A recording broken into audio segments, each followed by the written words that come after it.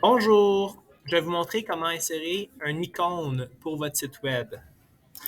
Donc, c'est quelque chose à mettre dans le head au début de votre codage, dans le head, juste après la partie qui s'appelle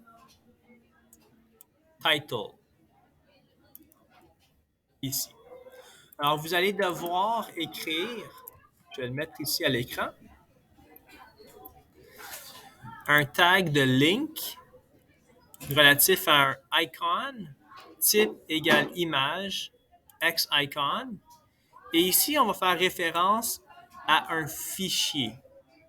Alors, on a besoin d'un fichier qui s'appelle images. Alors, on va créer un fichier, pas un fichier, un dossier qu'on va appeler images. Et dans images, on va choisir un peu une image qu'on veut pour notre site web. Donc, on peut aller sur favicon.cc pour trouver une image qu'on peut importer et créer une icône de cette image. Ou tu peux aller voir aussi des icônes qui ont été faites par des gens dans le passé.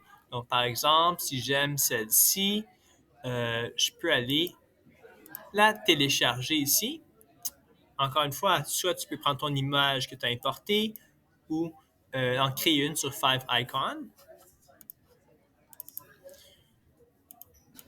Une fois que tu as l'image, favicon.eco, tu peux la mettre dans les dossiers que tu as. Dans le dossier de images, tu peux insérer quelque chose dans image en faisant téléverser un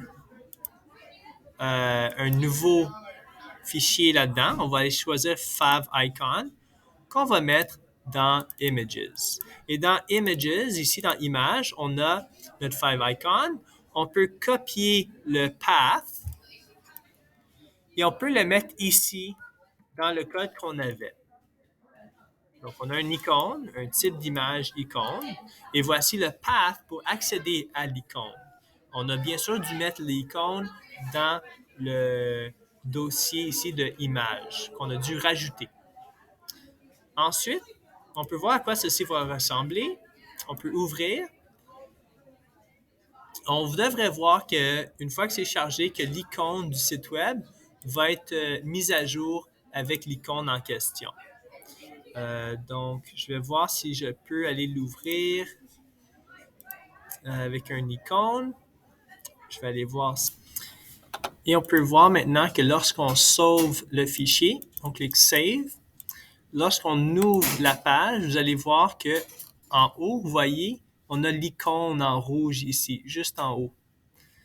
Et on peut voir que c'est un design assez original. Tu peux choisir le design que tu veux pour ton site web. Ici, on a celui de W3 Schools, celui de Google, celui de PowerPoint et celui de Teams. Donc, tu peux créer le tien pour ton site web. Voilà.